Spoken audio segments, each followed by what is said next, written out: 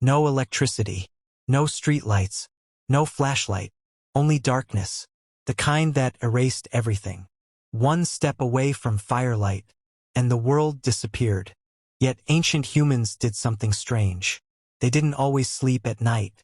Sometimes, they stayed awake on purpose. And what they did in that darkness changed human history. The night was not silent.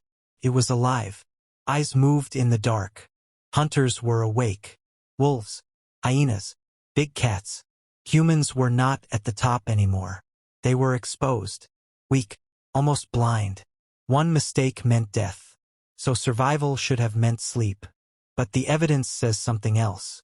Ancient fire sites tell a different story. Fire did not go out after sunset. It stayed alive for hours, sometimes all night. That is not normal survival behavior. Fuel was not free. Wood had to be collected, carried, protected. So fire had a purpose beyond warmth. A deeper purpose. Around those fires, something changed in humans. Time itself changed. Daytime was action. Hunting, gathering, running, repairing. No pause, no rest for thinking. But night created a gap. A strange empty space in time. And humans filled it. Not with sleep, with presence, with awareness, with gathering. Archaeologists noticed something else. Fire was never random in ancient camps. It was always central. Everything was arranged around it. Sleeping zones, tool zones, activity zones, all facing firelight. That means something important. The fire was not just heat.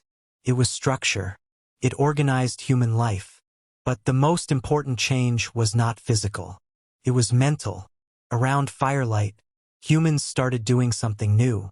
They talked longer, thought deeper, remembered more. And most importantly, they started telling stories. Not short messages. Not survival commands.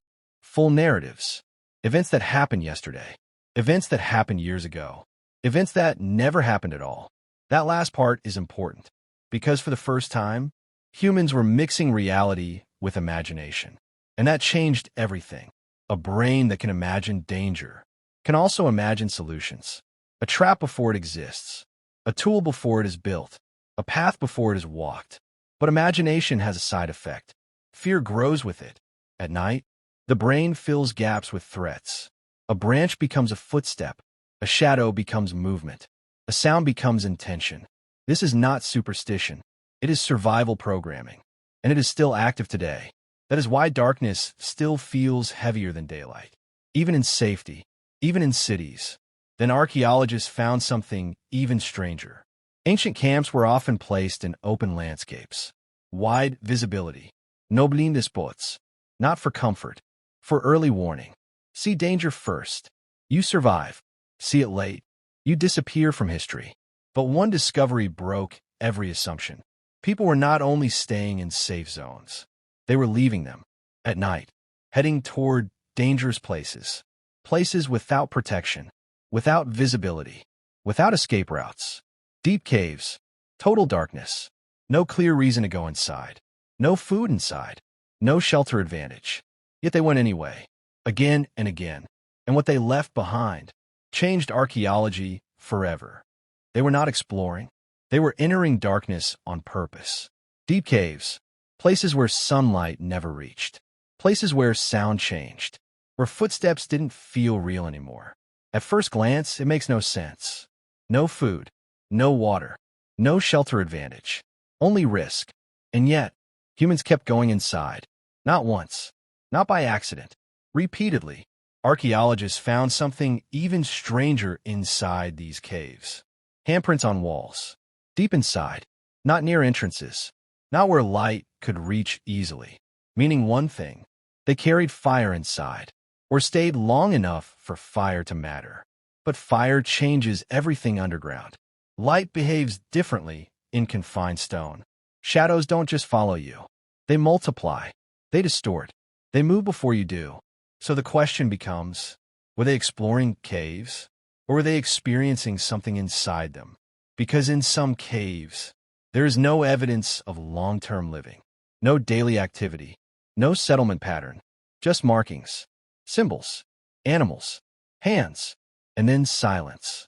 A silence that feels intentional, almost like communication, not between people standing next to each other, but across time. Then comes the most disturbing pattern.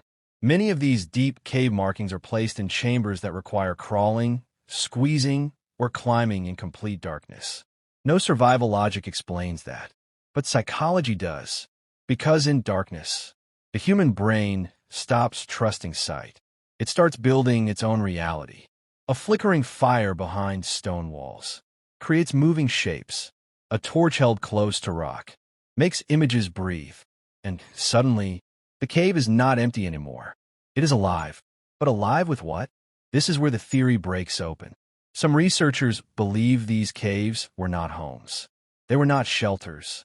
They were not storage. They were stages, controlled environments of perception, where humans entered altered mental states without knowing the term for it. Fire, echo, darkness, isolation, all combined into something the brain had never evolved for. And then comes the twist. Many cave paintings are not placed where they can be easily seen. They are placed where visibility is worst, meaning they were not meant for daylight viewing. They were meant for firelight viewing, which means the images were never static. They were moving, changing, alive and flicker. A bison becomes motion. A hand becomes shadow. A wall becomes story. And the people inside? They were not just observers. They were participants.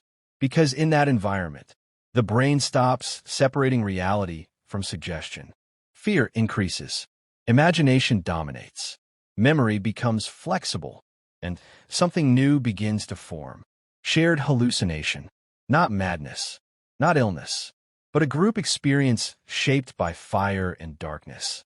And this changes everything we thought we knew about early humans. Because if this is true, then humans did not just survive the night. They used it, but not all nights stayed controlled. Some nights changed them permanently.